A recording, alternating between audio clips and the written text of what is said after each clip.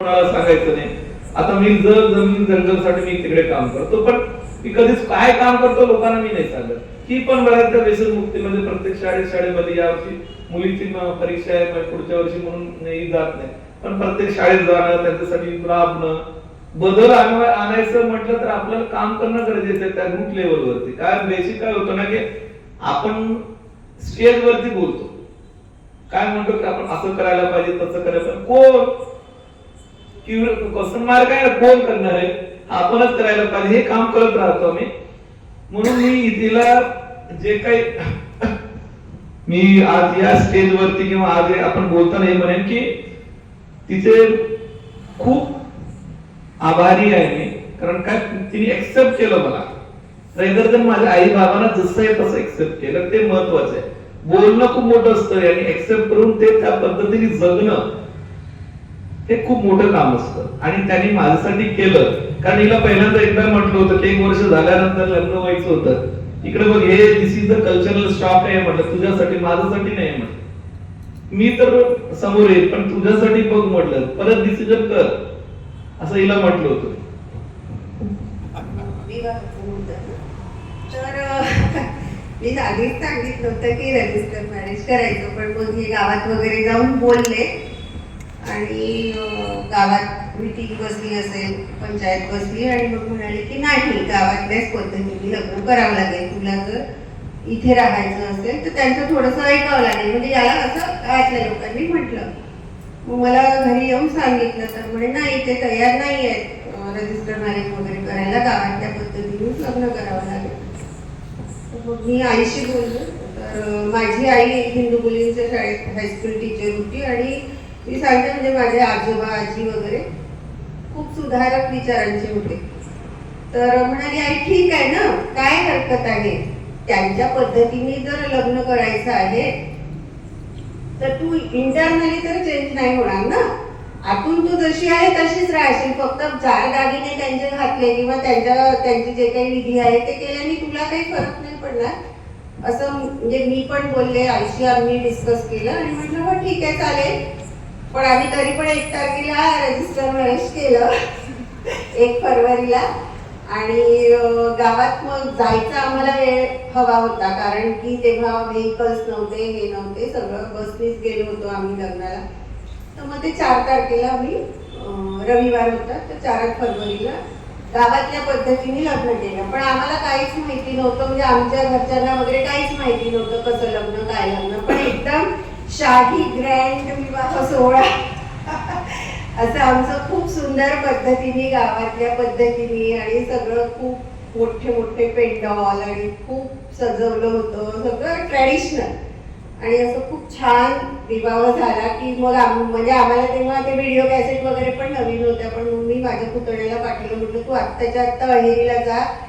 तेव्हा काही जायचं सुद्धा साधन नव्हतं, तर तो सकाळी गेला तर लग्नाच्या वेळेत 11 वाजता आला व्हिडिओ शूटिंगचं. म्हणजे नाही, हे करायला पाहिजे, आपल्या आठवणी आपण जपायला पाहिजे. तर मग असं छान लग्न छान झालं, त्याचं काही मला रिग्रेट्स वगैरे नाही आहे की ठीक आहे ना.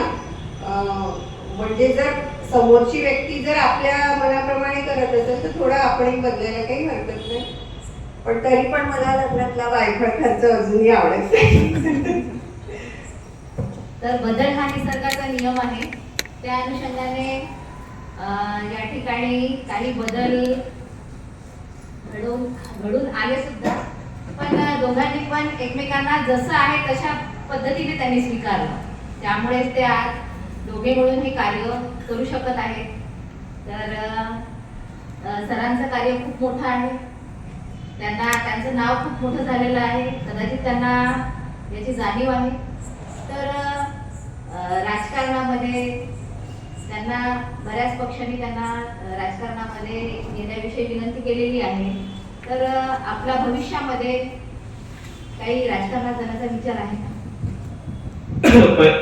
प्रथमतः आता जुलैला रिटायरमेंट घेऊया, त्यानंतर विचार करूया. कारण कसं आहे ना की राजकारण सध्याच्या परिस्थितीत खूप चांगलं नाही आहे, पण चांगलं नाहीये म्हणून तुम्ही नुसतंच नाव ठेवण्यात पण नाही अर्थ नाहीये. राजकारणात चांगली माणसं यावेत हे आपण लोकांना सांगतो परत एकदा. की प्रत्येक वेळेलाच म्हणतो की मी म्हणतो की चांगल्या लोकांनी राजकारणात यावे, पण जर म्हणजे बदलच घडवून असेल तर चांगले माणसं जावं लागतील ना. नुसतं आपण बोलत किती दिवस राहायचं. हा एक महत्वाचा विषय आहे. मी सध्या तरी काही विचार नाही केलं, पण एक रिटायरमेंट झाल्यानंतर बघूया आपण काय करायचं त्याच्याबद्दल काही खूप काही तुम्हाला इथे बोलणार नाही. पण माझं म्हणत आहे की नुसतं असं नाही होणार. ते बदल हे राजकारणातूनच बऱ्यापैकी होऊ शकतं. माझं असं म्हणणारा माझं म्हणजे पर्सनल प्रथम हे आहे.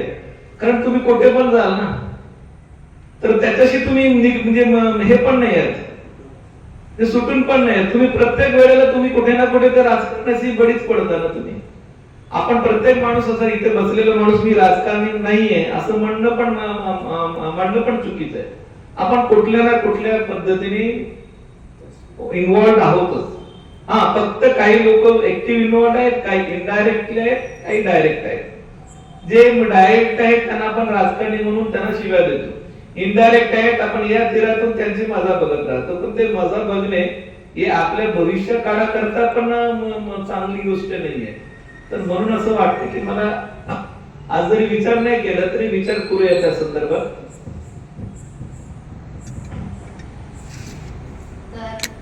राजकारणात येण्याचा विचार याबद्दल थोडं पॉझिटिव्ह मत डॉक्टर साहेबांचं दिसत आहे, तर चांगली गोष्ट आहे. आपल्या समाजाला बदलवण्यासाठी कुठेतरी हे सुद्धा करणं आवश्यक आहे. तर यानंतर आजची जी युवा पिढी आहे त्या युवा पिढीला आपण जे समाज कार्य करता त्याविषयी काही सांगू इच्छिता का, काही संदेश देऊ इच्छिता? राजकारणाच्या संदर्भातच आपण म्हणजे मगाशीच अर्धवट वाटतं मला.